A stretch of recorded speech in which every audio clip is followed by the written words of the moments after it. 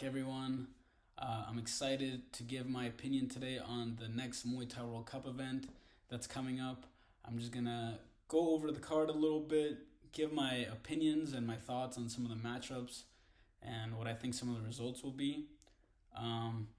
But before we get into it, I just want to let everybody know, remind everyone that this is my opinion, and if I offend someone beforehand, I'm sorry. All I can say is that I don't know every gym, I don't know every fighter. If I say something that offends you, I'm sorry. I have to pick winners. Unfortunately, these are just my opinions. So, because I was looking at some of these matchups and wow, some of these matchups are really, really interesting. And that's the great thing about this card is, even though I won't be competing on this one, I'm just excited to be there as a fan, and I'm excited to watch some of these fights, these high-level fights. It's really, really nice to have this level of Muay Thai in the city, so I'm really excited. So let's just get right into it, right off the bat. And before I go through the lineup, I'm just going to go through some details, just in case if you guys are interested in checking out the event. I really, really recommend that you do check out this event because, it's not a big sport, so if you can come out and support, watch some good fights, have some drinks, have some memories with the friends, that's the best. That's literally the best. And these are really, really high-level fights, guys. We're talking WBC titles. There's going to be a draw for a one championship tournament, which is really exciting, just having one championship. Imagine watching one championship here in Calgary. That'd be amazing. What an experience that would be. So starting off the card, right away, we have the amateur undercard. And we have Dylan Stone versus Hassan. I'm not going to attempt to pronounce people's last names. If I feel like I'm going to mess it up, I'm sorry, man. But Hassan I actually know quite well. He's been around for a while. Very good boxing. Very durable. He just took a win over another teammate from Elite, Wally, who's also like a really good fighter himself. This fight's going to be very, very interesting. I predict that Dylan has made big improvements since the last fight he had with Anthony. And I think this opponent is a way different matchup than Anthony as well. I think the key to victory is going to be those long knees and those teeps. Take some of his explosiveness away. And I see Dylan being able to come out with a fairly dominant decision. 5 rounds, I think. How nice is it that all the undercard fights are 5 rounds? I love that. And then the second fight, we have Juan Pablo versus Daniel Zhu. Now, Juan Pablo had been scheduled to fight before on previous cards, but he wasn't able to make it, unfortunately. But it looks like everything's en route and he's ready to go. This fight is very interesting. I don't really know much about the opponent, but I'm really excited to see Juan Pablo fight. This guy is extremely talented in the gym. His flexibility, his quickness. I really, really want to see what he can do when, he's just led to his own devices. I feel like this is going to be a really interesting style. He has an interesting style. I'm not sure about the opponent. Obviously, the opponent's coming out of town, so they're going to have something to prove. But I think I'm going to go out on a limb, and I'm going to rate Juan Pablo, JP, this good. I think he's going to get a finish, maybe within 3 rounds. So I got JP via finish on 3 rounds, maybe with a head kick or some kind of hook. He's very, very good. His movement's very elusive. He's just a really talented fighter, and I really want to see him compete. Next, we have Jason Davis versus Mark Mosher. This is a really, really interesting fight as well. 2 guys that are both young, but both also in their prime, their fighting prime. I'm not really sure who has the size advantage. It's been a while since I haven't seen them both side to side. I'll be curious about that. Jason Davies is very, very strong, very good clinch style, very quick. But with Mark, I've seen him fight a couple times. He's very durable and he sticks to it. He's very game athlete. This one's gonna be really hard for me to pick. And this is one of those picks where I'm not educated enough to make a really accurate pick, but considering that Jason Davis has fought more on Muay Thai World Cup and he's got the experience, you know, not saying that Mark doesn't. Obviously, he's fought with without shin pads and helmet as well, but fighting Muay Thai World Cup 5 rounds is in and of itself a bit of an advantage. So I'm gonna just say Jason Davies by decision. I also think the Jason has a really underrated elbow game that we'll have to watch out for. And then the main event for the Amateur Prospect Series is Abdul Wafar versus Robert. And another really, really interesting fight. Abdul has been on a tear lately. He's been very, very active. He fought not too long ago back-to-back. And he's just determined to close his year out big with another win. So he's looking really, really strong. Obviously, he's training at the same gym I'm training at. I expect Abdul Wafar to maybe finish this guy. I think he's going to want to make it a quick day and close out the year like that. Who knows? His opponent will be coming out of town, and he'll definitely be coming to fight. And that's the great thing. Over 5 rounds, you don't know what's going to happen. You can implement a lot of different strategies. That closes out the prospect card. So now moving on into our professional card, we have Deval Garvey versus Andrew Lewis. Very, very interesting matchup. Because Deval is someone I've been hyping up for a while. So I'm really interested to see how he's going to transition to the pro game. Which, by the way, I don't think I'll have any problems whatsoever. I think Deval throws plenty of elbows. He's plenty aggressive with his knees. I think he'll transition just fine. Andrew Lewis cannot be underestimated. He's got a very good trainer, very good team, very focused. We saw that Quinn had a hard-fought fight with Andrew Lewis, and obviously Andrew Lewis came in on short notice, if I remember that correctly. So, Andrew Lewis is a game opponent. He's as game as they come. But I think just given the age, I'm not sure how far they are apart in age, but given the age, and also Deval's big. He's quite tall. He's quite long, so I think that's also going to be an advantage for him. I'm going to say Deval's going to win via decision, although Andrew Lewis can also steal it back. I think the important thing is if Deval wants to win, he's got to use all his reach to outscore him, hit him hard, and then Andrew's got to use his experience because he has been in there a couple more times, in those professional rounds, right? And then we are moving on. We have Kyle Messenger versus Eric Rocha, the rematch, number 2.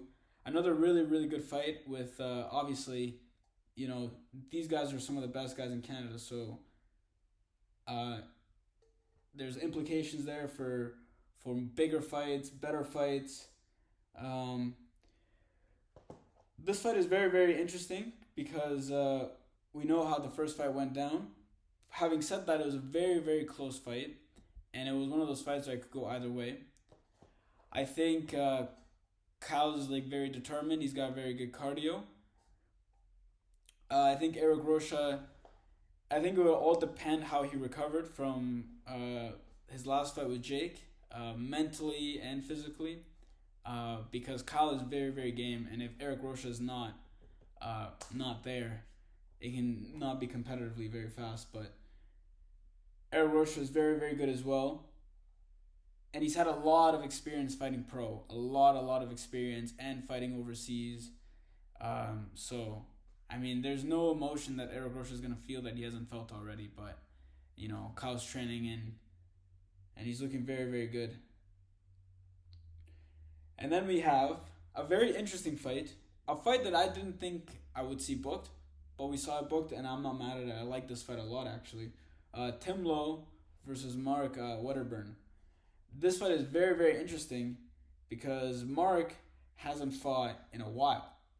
And Tim Lowe fought on just recently this year. So I feel like a lot of people are pulling for Tim Lowe to win, for good reason, and I would agree with them. I think Tim's got the age, he's got the speed, he's got the power. But Mark's like he's been around for a long time, and with those guys you can't really count them out as well. And I can't stress this enough, guys. The matchmaking on this card is exceptional. It's very, very good. There are no mismatches. There are no easy fights on this card. I expect everyone to have a hard fought battle pretty much. But if I had to guess, I would probably say Tim Lowe is gonna win this one. I'm I'm thinking Tim Lowe is gonna look to throw that left kick, chop with the left kick, and then come up high, and we might see it early. Either way, Mark is gonna come out hot right away off the bat. So I think this fight's gonna end quite quickly, maybe round 1 or 2. And then next we have for... Oh, and that was for the vacant WBC Cruiserweight title, is that fight. So maybe we'll see Tim Lowe capture the title 2 times, which is, in and of itself, kind of historic, which is very, very cool. That's very interesting. And then we have Abdu Haddad versus Apicit, another rematch. Really nice fight. The fans wanted to see it. Everybody wanted to see it. The first fight was insane when Apicit hit Abdu with that elbow and put him down. And then Abdu came back and knocked him down. It was just a crazy fight. I'm excited to see this one. It's another hard fight to pick who's going to win. Abdu's now training also with Kieran Kettle. And I think because he is training with Kieran Kettle, I think that's going to push him over the edge. I think it's going to close that gap. Because I'm not too sure what Apicit could apply that's different or what he could add to the same magnitude that, working with Kieran Kettle would be. Kieran's also, obviously experienced in fighting Thais too, so he understands that more than just your average coach. So I see Abdu winning. Maybe a decision, maybe the late finish, but that fight, I can't wait to watch that one. That's an incredible fight. And then we have, for the super welterweight title, a title defense, Cody Jerome versus Tyler Sieb. I'm sorry if I mispronounced that name. Another really good fight. Cody Jerome just fought recently. He had a really game opponent. He had fought here in Lethbridge, Alberta. Not here where I am, but whatever. He looked very good. His conditioning is always on point. Jerome always looks like he stays in shape year round. Tyler Saib, I'm not too familiar with him. But with Jerome, he did seem to... he's very punch heavy. And if you're Tyler or somebody like this, I would maybe invest in some knees. So I'm not too sure. I'm not too educated on how the opponent is. But if Jerome comes out like he always comes out, in shape and ready, he's probably going to win. So I'm going to go with him. The thing with Jerome is once he starts getting you tired, he starts backing you up. This is where the finish is going to come. So I think it's probably going to be a 3rd round, 4th round finish.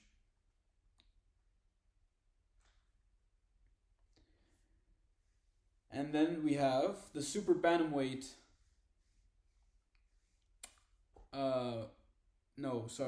Then we have the fight between Hope Quinn and Stephanie Quigg, this time under the pro rule set and for the title. Very, very close matchup the first time they fought. A little bit of controversy, but that's the great thing about the fight game is that we get these nice rematches and, we get to see these athletes compete after they've already fought, so you get to see the adjustments and things like that.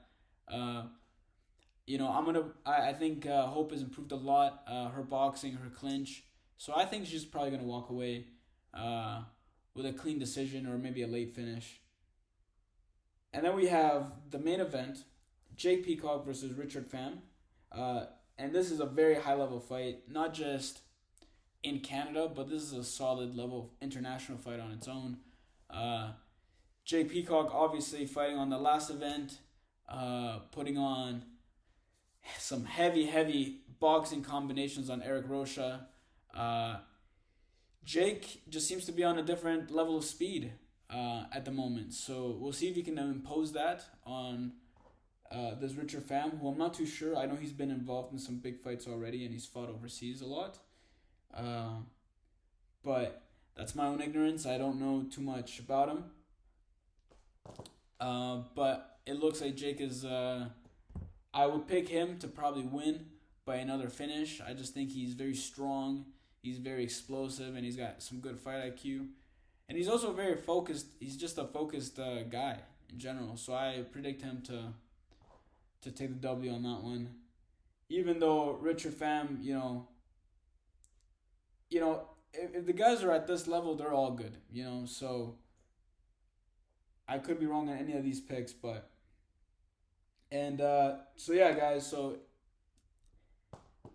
if you enjoyed that, if you want to know when this event is, it's gonna be November 5th, right here in Calgary at the Genesis Center. The doors open at 2 p.m. It's gonna be on a Saturday, and yeah, buy your tickets. Support local fighting. Support local athletes.